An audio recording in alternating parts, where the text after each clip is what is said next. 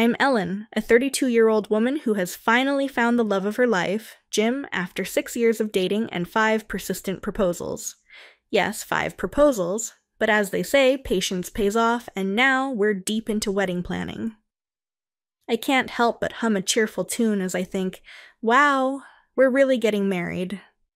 One day, while looking over our prenuptial agreement, I was feeling on top of the world. But Jim, does this really matter? I asked as I signed the contract, tilting my head in curiosity. You see, Jim had only one condition for accepting my proposal, a prenuptial agreement. The assets we each brought into the marriage would remain our own, no meddling in future inheritances, and if circumstances changed, like having kids, we would revise the contract. I understood the importance, but I couldn't help but wonder, did we really need it in writing? When I asked Jim, he simply replied, "Think of it as insurance." Oddly vague, but if that was all it took to marry the man I loved, I didn't dwell on it. Little did I know, the reason behind this would soon come to light. Jim has 2 older brothers, Evan and Brant, whom I met briefly before the wedding during a visit to my future in-laws. They weren't bad people, just a little quirky. Listen to them, but don't take everything to heart. Otherwise, you'll get carried away, Jim had warned me. I chuckled awkwardly, not thinking much of it, especially since our next meeting was at the wedding. One day, out of nowhere, I received a call while Jim was working over the weekend. "Hey, do you like fish?" The voice on the other end caught me off guard.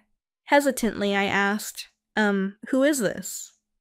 The person on the line laughed heartily before responding, "It's me, Jim's big bro, your big brother, Ellen." My mind raced to identify the caller. Wait, is it the eldest or the second son? I wondered.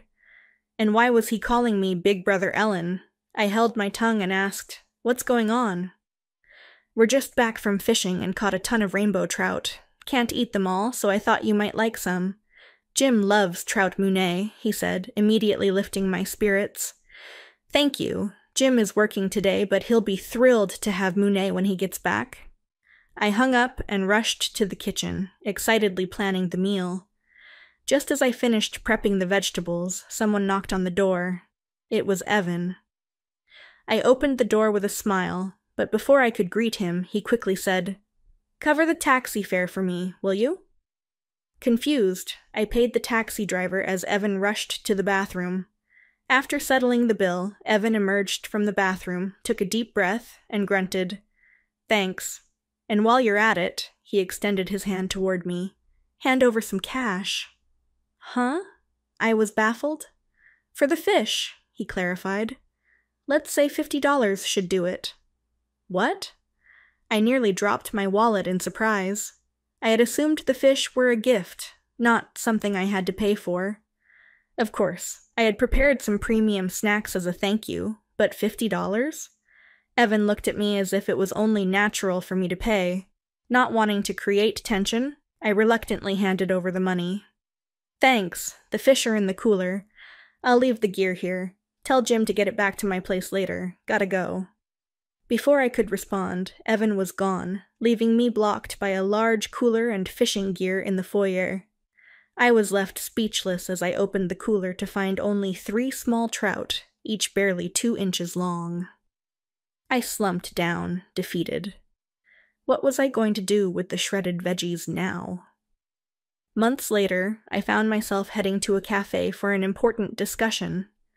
Brant, my other brother-in-law, had reached out in a desperate tone, insisting that the matter could affect my husband's future, and should be kept secret from my parents-in-law and even Jim.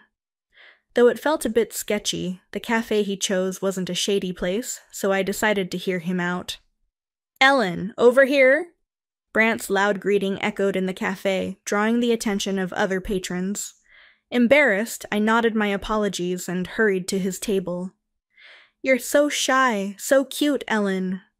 Brant's voice was loud enough to attract more stares, making me cringe. "Could you keep it down?" I tried to ask, but he cut me off. "Let me introduce you to my new girlfriend." A beautiful woman stood up from a spot I hadn't noticed. "Hi, nice to meet you," I began. But before I could say more, she slapped me hard across the face. "Are you kidding me?" she shouted, leaving me stunned. My cheek tingled as I tried to process what had just happened. The woman stormed out, declaring, "This woman is your new girlfriend? I'm disgusted. Goodbye." "Evan, what is going on?" I demanded, rubbing my cheek. Anger surged within me. "You said this was important regarding Jim's future." Brant chuckled. "Sorry, we were breaking up. You helped clear the air. Thanks for playing the role of the go-between." "Don't call me Ellen," I snapped, furious. "Oh, come on. This kind of thing happens," Brant shrugged. "Are you kidding me? This is the first time something like this has happened to me. How can I possibly stay calm?" I couldn't help but yell. The entire cafe was now watching us, their gazes piercing me with confusion and curiosity. I felt my face flush with embarrassment. "Well, see you," Brant said nonchalantly as he walked out, leaving me to pay the bill. I was fed up with Brant and Evan.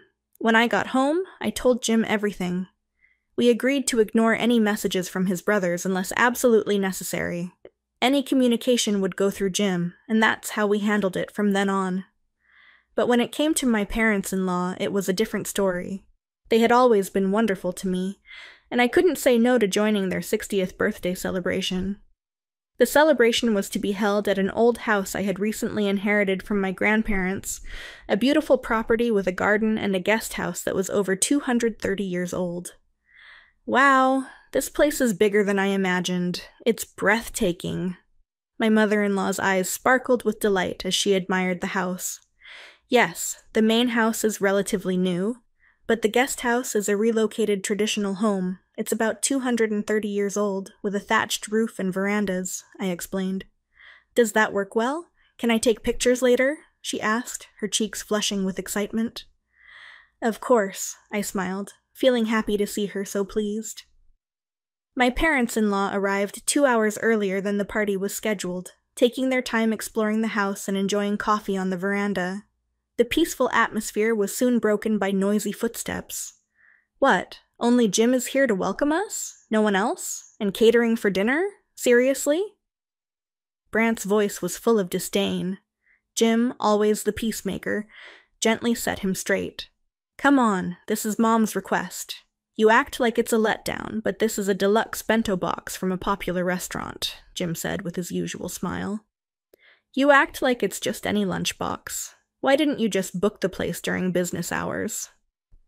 "You're too cautious, Jim," Evan sighed. I couldn't help but mutter some choice words under my breath. They hadn't even paid me back for the taxi fare from when they dumped those 3 measly trout on me, or for the expenses from their lovers' quarrel. As soon as my parents-in-law were off exploring another part of the estate, Brant blurted out, "Hey, I've got a great idea." "Yeah, your great idea doesn't usually mean good news for me," I thought, my husband looking concerned as Brant and Evan started to smirk. "We're family, aren't we?" Brant asked, leaning in eagerly.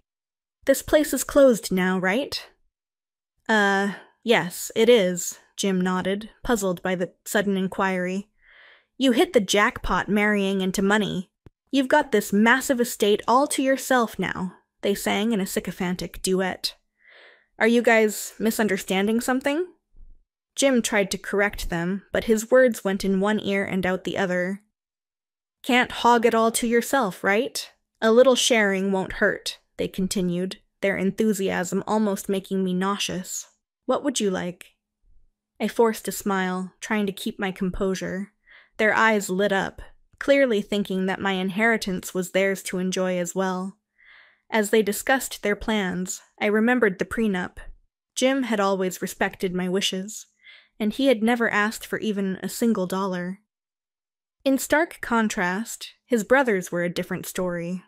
The location is prime real estate. Just step outside and you can get whatever you want right away. Plus, the mansion is really massive. I mean, it's too big, isn't it? Evan remarked. "What if we told him from today, your brother's family is going to live here? Cut ties if you're not okay with it," Brant added with a grin. I took a deep breath. "Sure," I said calmly. "Really?" They tilted their heads in unison, taken aback by my response. "Yes, really. Feel free to do as you please. Here are the keys." I handed them a bundle of keys, and they looked pleased with themselves. "Good on you for being so understanding. Nice going, sis," they exclaimed, eagerly starting their moving preparations. "Ellen," Jim said, concerned, but I turned to him with a real smile. "Don't worry, it's all good." A few days later, we were relaxing at home when the doorbell rang frantically. Opening it, we found Brant and Evan, pale as ghosts. "What the hell is going on? Tell them to stop now," they shouted in panic. "Our house is being demolished. We got home and there were heavy machines tearing it down. We told them to stop, but they won't listen." "So, what are you going to do about it?" Their desperation was palpable. "Well, that makes sense," I chimed in calmly. "What do you mean?" All eyes turned to me. "A tower apartment is going to be built there. They can't build it without tearing down the house, can they?" "Huh?" Both brothers were dumbfounded. The reason the fancy restaurant shut down, or rather, moved, was for that project. We kept the utility contracts through the end of last month because the 60th birthday celebration was today. "Inconvenient for you?" I added, watching as realization dawned on them. "Is this some kind of joke?" Evan asked, his voice trembling. "Even if it's a joke, the bulldozers are already here. What's the point of lying about this?" "Maybe you should start taking out some valuables," I suggested, tired of their complaints. They looked at each other, then yelled, "This is bad! Go, go, go! Hurry up!" As I watched them rush out, I turned to Jim. "Nobody really told them, huh?" Jim sighed deeply with a wry smile. "We've all struggled long enough. Maybe a hard lesson is what they need."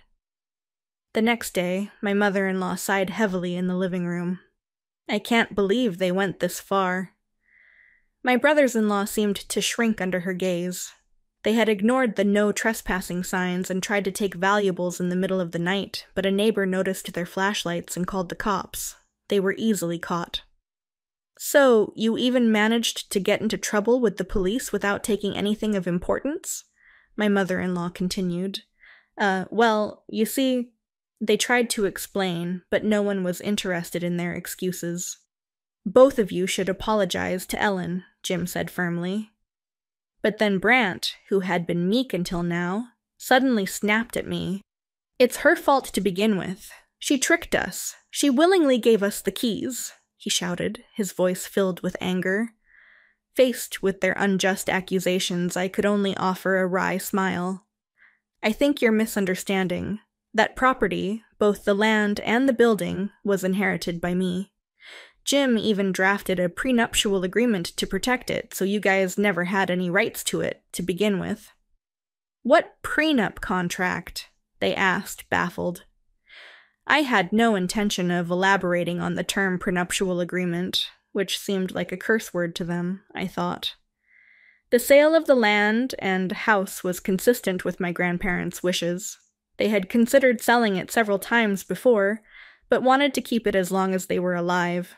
So, when I inherited it, I followed through with their plan. It's my right to sell the property. My brother-in-law has no say in it.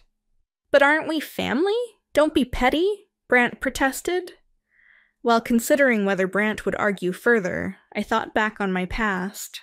My father had raised me all by himself after my mother passed away right after giving birth to me. We were best friends, sharing countless memories of camping in the summer and snowboarding in the winter. But then, out of nowhere, he got sick and passed away. Jim had been my rock through that difficult time, helping me with the funeral and rituals, and comforting me when I couldn't move from the grief. He was patient and loving as I came to terms with my father's passing. "If we're getting married, if we're going to be together forever, it has to be you, Jim," I had shouted during my 5th proposal, convincing him to marry me despite his troublesome family.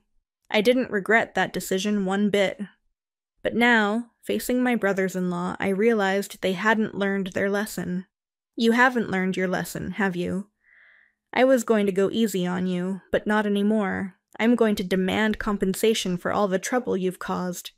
Taxi fares, overpriced fish, emotional distress from slaps, food and drinks at the cafe, utilities you used extravagantly in that mansion, And more, Jim enumerated the damages, leaving my in-laws speechless. Are you serious? Down to the last detail? Are you thieves or what? Brant stammered. And then there was more to come from my tearful in-laws. We're cutting ties. Yikes, wait, Dad, please, they begged, but it was too late. They were shunned by distant relatives and left with no one but each other in a tiny one-room apartment. Is this really okay? I asked Jim, feeling a pang of guilt. It's so wonderful, Jim replied, smiling as we moved into the newly built tower condominium. We became neighbors on the same floor with my parents-in-law, and some parts of the old house my grandparents left behind were incorporated into our new home. We took new photos with my in-laws, displaying them next to the old pictures captured there, the smiles of all my loved ones filling me with joy. I resolved to cherish these smiles forever, I thought, finally at peace.